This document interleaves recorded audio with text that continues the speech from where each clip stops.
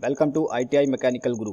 और आज के इस वीडियो में हम आपको सुपर 30 का चौथा वीडियो लेकर आए हैं, जिसमें हम आपको 30 क्वेश्चन कराने वाले हैं। और इसके पहले हम आपको 3 वीडियो और दे चुके हैं, जिसमें हम आपको 90 क्वेश्चन कंप्लीट करा चुके हैं। और हर एक एग्ज़ाम में हर एक क्वेश्चन इम्पोर्टेंट है, तो इसके लिए आप सारे वीडियो देखें।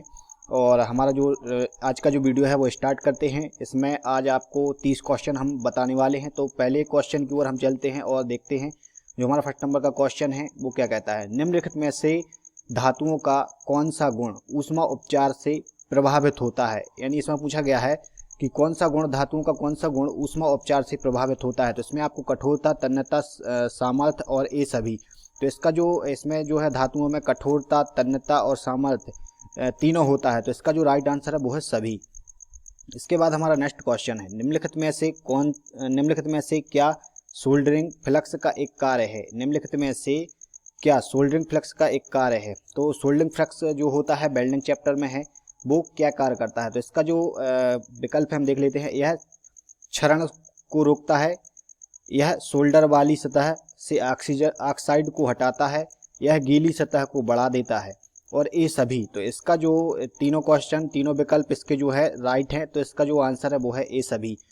वेल्डिंग वाले चैप्टर में आप जाकर देख सकते हैं। सोल्डरिंग और फ्लक्स का जो चैप्टर है उसमें आपको यहाँ पे तीनों चीज़ें पता चल जाएंगी। क्योंकि जो फ्लक्स होता है वो क्षरण को रोकता है, और जो ऑक्साइड सतह से ऑक्साइड को हटाता है, जिससे कि वेल्डिंग की जाने वाली सतह से जो है बुलबुले ना उठें। और इसके बाद यह गीली सतह को भी बढ़ाता है। इसके बाद हमारा नेक्स्ट क्वेश्चन है, निम्नलिखित में से कौन सोल्डर का प्रकार नहीं है। तो आप ये क्वेश्चन देख सकते हैं, निम्नलिखित में से कौन सा सोल्डर का प्रकार नहीं है। तो इसमें मृदु सोल्डर, कठोर सोल्डर, भंगुर सोल्डर और इनमें से कोई नहीं।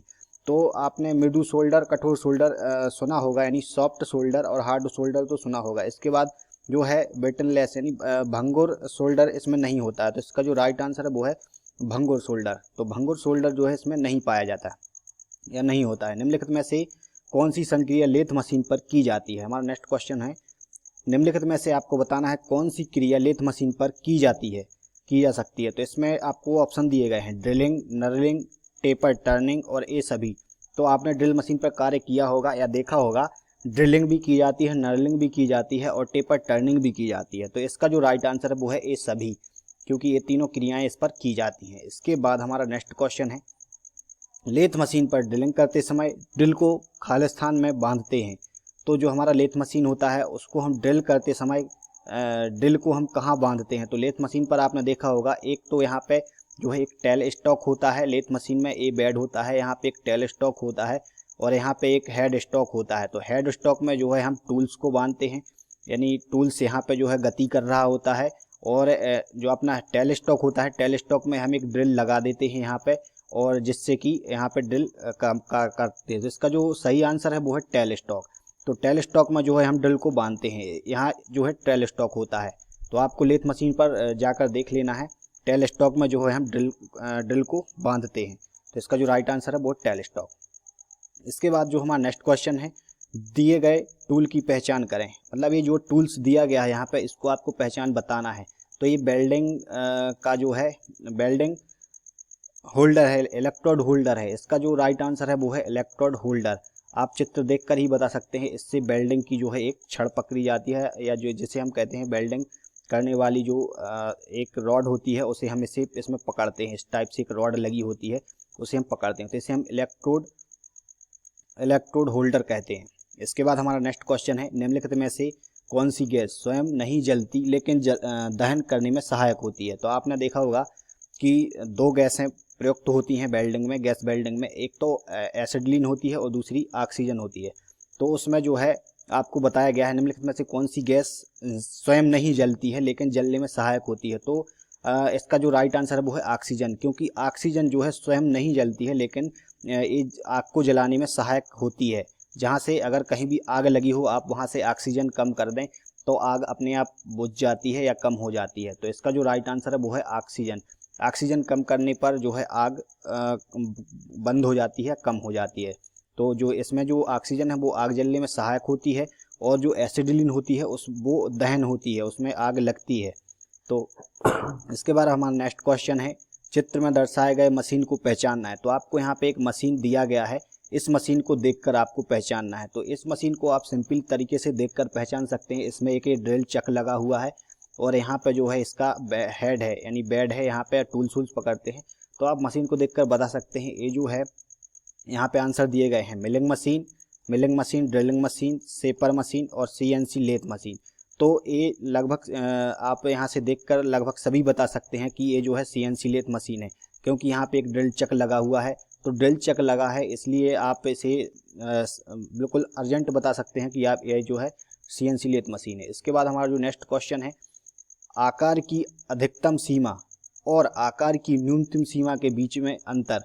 यानी आप यहाँ से टॉलरेंस वाले सिस्टम, टॉलरेंस वाला जो हमारा लिमिट टॉलरेंस का जो चैप्टर है उसमें से आपको एक क्वेश्चन पूछा गया है, आकार की अधिकतम सीमा और आकार की न्यूनतम सीमा के बीच में जो अंतर होता है उसे हम क्या कहते हैं। तो इसका जो आंसर है वो है राइट आंसर जो है टॉलरेंस, इसे हम टॉलरेंस कहते हैं।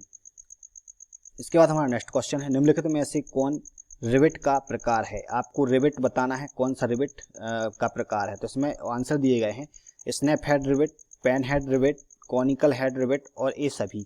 तो आपने जो है रिवेट के नाम सुने होंगे, स्नैप हेड रिवेट भी होता है, पेन हेड रिवेट भी होता है, कॉनिकल हेड रिवेट भी होता है। तो हमारे ये सभी जो है रिवेट हैं। तो इसका राइट आंसर जो है डी है। इसके बाद हमारा नेक्स्ट क्वेश्चन, निम्नलिखित में से कौन सा गेज प्रयोग करने का एक फ़ायदा है। यानी हम जो है गेज प्रयोग करते हैं वर्कशॉप में, हम जब गेज प्रयोग करते हैं तो उसका क्या फ़ायदा होता है। तो आपसे पूछा गया है, बहुत इंपॉर्टेंट क्वेश्चन है, लगभग आपको जो भी लगभग एग्जामों में आता है, निम्नलिखित में से कौन सा गेज प्रयोग करने का फ़ायदा है, यानी गेज प्रयोग करने का कौन सा फ़ायदा होता है। तो इसमें जो है सबसे पहले समय की बचत होती है, उत्पादन में वृद्धि होती है यानी मोस्ट प्रोडक्शन होता है। इसके बाद समय की बचत और उत्पादन वृद्धि दोनों। तो इसका जो राइट आंसर है वो है सी इसका जो है राइट आंसर है। इसमें समय की बचत भी होती है और उत्पादन में वृद्धि भी होती है। इसके बाद हमारा नेक्स्ट क्वेश्चन है, बेलनाकार कार्यखंड के खालिस्तान की जांच के लिए प्लेन रिंग गेज का प्रयोग किया जाता है। तो इसमें जो है बेलनाकार कार्यखंड में खालिस्तान की जांच के लिए प्लेन रिंग गेज का उपयोग किया जाता है। तो आपने देखा होगा किसी भी बेलनाकार कार्यखंड यानी बेलनाकार जो सतह वाला जॉब होता है उसमें जो है प्लेन रिंग गेज का प्रयोग किया जाता है। तो इसका जो आंसर है वो है ब्राहा व्यास यानी आउटसाइड डायमीटर हम चेक करते हैं। इसके बाद हमारा जो नेक्स्ट क्वेश्चन है, निम्नलिखित में से कौन बासर का एक प्रकार है। यानी आपको यहाँ पूछा गया है कौन सा एक बासर है नीचे दिए गए ऑप्शंस में से। तो यहाँ पे स्प्रिंग बासर, टैप बासर, फाइबर बासर। तो यहाँ पे 3 ऑप्शन आपको दिए गए हैं, चौथे में लिखा है ए सभी।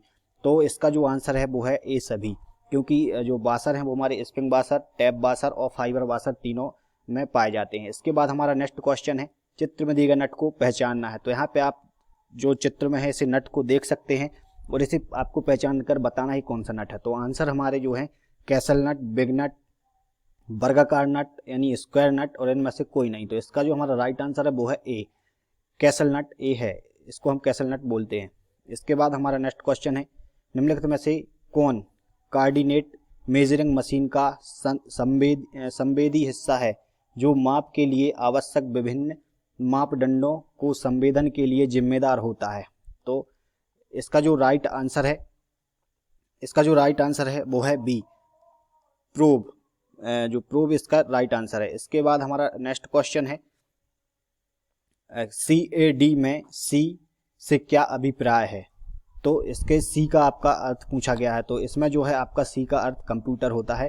फर्स्ट नंबर का जो ऑप्शन सही है। इसमें हमारा नेक्स्ट क्वेश्चन है, 2D में ड्राइंग करते समय आप किस अक्ष के साथ काम नहीं करते हैं। तो ये जो है ड्राइंग का क्वेश्चन है, इसका भी मैं आपको आंसर बता देता हूँ। 2D में ड्राइंग करते समय किस अक्ष के साथ काम नहीं होता है। तो आपने देखा होगा एक ड्राइंग शीट होती है, उस पर 2 अक्ष होते हैं, इसे हम एक अक्ष कहते हैं, इसे हम वाय अक्ष कहते हैं। तो इसमें जो है एक अक्ष होता है, वाय अक्ष होता है, लेकिन डी अक्ष इसमें कहीं नहीं होता। तो इसका जो राइट आंसर है वो है डी यानी सी। इसका जो राइट आंसर है वो है सी यानी जेड इसमें जो है नहीं होता। एक्स और वाई अक्ष 2 अक्ष यहाँ पे होते हैं। तो यहाँ पे जो हमारा राइट आंसर है वो है सी, जेड अक्ष इसमें नहीं होता। इसके बाद हमारा जो है निम्नलिखित में से कौन सा एक अर्ध ठोस स्नेहक है। ये क्वेश्चन लगभग 3-4 वीडियो में दे चुका हूँ। चारों वीडियो मतलब आज तक का जो वीडियो है उसे मिलाकर हम 4 वीडियो जो है देख रहे हैं, चौथी वीडियो में ये रेगुलर क्वेश्चन आ रहा है। तो यहाँ पे निम्नलिखित में से कौन सा एक अर्धठोस स्नेहक है। अर्धठोस स्नेहक यानी जो हमारे स्नेहक होते हैं यानी लुब्रिकेंट होते हैं वो तीन प्रकार के होते हैं, एक ठोस होता है, एक अर्धठोस होता है और एक जो है लिक्विड होता है। तो यहाँ पे अर्धठोस पूछा गया, तो अर्धठोस जो है हमारा ग्रीस होता है। इसके बाद हमारा नेक्स्ट क्वेश्चन है, शीतलक का प्रयोग करने का क्या उद्देश्य है। यानी जो हमारा शीतलक होता है यानी लुब्रिकेंट होता है यानी कूलेंट होता है। शीतलक का प्रयोग यानी कूलेंट के प्रयोग का क्या उद्देश्य होता है। तो कूलेंट का जो हम प्रयोग करते हैं वो कटिंग उपकरण और कार्यखंड को ठंडा करना, कमरे को ठंडा करना, प्रचालन को ठंडा करना, इनमें से कोई नहीं। तो इसका जो राइट आंसर है वो है कटिंग उपकरण और कार्यखंड को ठंडा करने के लिए हम इसका प्रयोग करते हैं। तो इसका राइट आंसर ए होगा। इसके बाद हमारा नेक्स्ट क्वेश्चन है, निम्नलिखित में से कौन सा बियरिंग का उपयोग है। यानी हम जो यहाँ पे बेरिंग के नाम दिए गए हैं, जो बेरिंग का क्या काम होता है, आपको यहाँ पूछा गया है कि बेरिंग का क्या काम होता है। तो बेरिंग का जो काम है वो है शाफ्ट को सहारा देना, शाफ्ट को स्वतंत्र रूप से चलने की अनुमति देना, रगड़ने की क्रिया को कम करना, या सभी। तो आपने बेरिंग देखा होगा, बेरिंग में जो है शाफ्ट को सहारा देता है, शाफ्ट को स्वतंत्र रूप से चलने की अनुमति देता है और रगड़ने की क्रिया को भी कम करता है। तो इसका जो राइट आंसर है वो है डी हमारा राइट आंसर हो जाएगा, ये सभी। इसके बाद हमारा नेक्स्ट क्वेश्चन है, निम्नलिखित में से कौन सा बेरिंग का कृत्रिम पदार्थ नहीं है। यानी जो हमारे बेरिंग होते हैं वो किस चीज के बने होते हैं, उसमें कृत्रिम पदार्थ कौन सा नहीं है। तो इसमें जो है नायलॉन के जो बेरिंग लगभग सभी होते हैं, ये कृत्रिम जो है प्राकृतिक है। इसमें टेफ्लॉन कृत्रिम पदार्थ नहीं है। तो नायलॉन, टेफ्लॉन और इसमें पीतल और प्लास्टिक दिया गया है। तो इसका जो राइट आंसर है वो है पीतल जो है कृत्रिम पदार्थ नहीं है।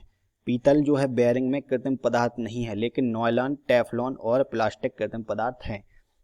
तो इसके बाद हमारा नेक्स्ट क्वेश्चन है, तरल पदार्थ के भंडारण स्थान को खालिस्तान कहा जाता है। तरल पदार्थ के जो भंडारण होता है उसको उस स्थान को क्या कहा जाता है, उस स्थान को रिजर्वायर कहा जाता है। रिजर्वायर हम इसे कहते हैं। तो इसका जो राइट आंसर है वो रिजर्वायर। इसके बाद हमारा नेक्स्ट क्वेश्चन है, न्यूमेटिक्स का अध्ययन खालिस्तान से संचालित सिस्टम से संबंधित है। न्यूमेटिक्स का जो अध्ययन है वो खालिस्तान संचालित से सिस्टम होता है। इसमें जो है हम वाटर का प्रयोग करते हैं यानी पानी का प्रयोग करते हैं, पानी से ये जो चीज़ें चलती है, ये न्यूमेटिक सिस्टम जो पानी से चलता है। इसके बाद हमारा नेक्स्ट क्वेश्चन है, लुब्रिकेंट ऑयल की सबसे महत्वपूर्ण विशेषता उसकी क्या होती है। यानी जो हमारा लुब्रिकेंट ऑयल होता है उसकी सबसे महत्वपूर्ण विशेषता क्या होती है। तो उसमें जो है श्यानता, भौतिक स्थिरता, रासायनिक स्थिरता और स्थानांतरण के विरुद्ध प्रतिरोध। तो इसका जो राइट आंसर है वो है श्यानता, क्योंकि जो हमारा लुब्रिकेंट होता है उसमें सबसे पहले श्यानता होनी अनिवार्य है। इसके बाद हमारा नेक्स्ट क्वेश्चन है, कोई भी कार्य या नियंत्रण प्रणाली जो तरल का प्रयोग संचारण द्रव्य की तरह करती है खालिस्तान के रूप में जाना जाता है। कोई भी कार्य या नियंत्रण प्रणाली को तरल का प्रयोग संचारण द्रव्य की तरह करती है तो इसे जाना जाता है। तो इसका जो राइट आंसर है वो है ए, द्रव चालित प्रणाली। इसके बाद हमारा नेक्स्ट क्वेश्चन है, निम्नलिखित में से कौन सा सामग्री प्रहस्त उपकरण है। तो इसमें जो है आपको जो राइट आंसर है वो है क्रेन और कन्वेयर दोनों। तो इसका जो राइट आंसर है वो बोथ, यानी दोनों सी आंसर आपका राइट सही है। निम्नलिखित में से किसका उपयोग टेपर की जांच करने के लिए किया जाता है। तो आपने देखा होगा निम्नलिखित में से कोई इस टाइप का एक जॉब है, उसकी जो है टेपर की जांच करने के लिए हम किसका उपयोग करते हैं। तो यहाँ पे जो है साइन बार के द्वारा हम इसका उपयोग करते हैं। तो इसमें जो है बाल एवं रोलर गेज का उपयोग हम करते हैं। बाल एवं रोलर गेज का उपयोग हम करते हैं, क्योंकि फ्लर गेज से जो है हम बीच का डिस्टेंस नापते हैं, वायर गेज से हम वायर की मोटाई नापते हैं और माइक्रोमीटर से हम भी मोटाई नापते हैं। तो इसके बाद हमारा नेक्स्ट क्वेश्चन है, निम्नलिखित में से किस मात्रा का कोण गेज की सहायता से मापा जाता है। तो इसी का जो राइट आंसर है वो है एंगल। इसमें आपको नेक्स्ट क्वेश्चन है, आकृति में दर्शाए गए उपकरण को पहचानना है। तो यहाँ पे आप चित्र देखकर पहचान सकते हैं। ये जो चित्र है ये साइन वार का चित्र है, तो यहाँ पे आपको साइन वार लगा देना है। इसके बाद हमारा नेक्स्ट क्वेश्चन है, साइन वार का उपयोग खालिस्तान कार्य पर आधारित किया जाता है। यानी जो हमारा साइन वार होता है उसका उपयोग क्या होता है, किस विधि से काम करता है। तो इसका जो राइट आंसर है वो है त्रिकोणमिति के आधार पर ये काम करता है। तो दोस्तों हमारे आज के जो सुपर 30 क्वेश्चन है वो कंप्लीट होते हैं, और आपको इसमें कोई भी डाउट हो तो आप हमें कमेंट के बता सकते हैं, हम आपकी हेल्प करेंगे। धन्यवाद, नमस्कार दोस्तों।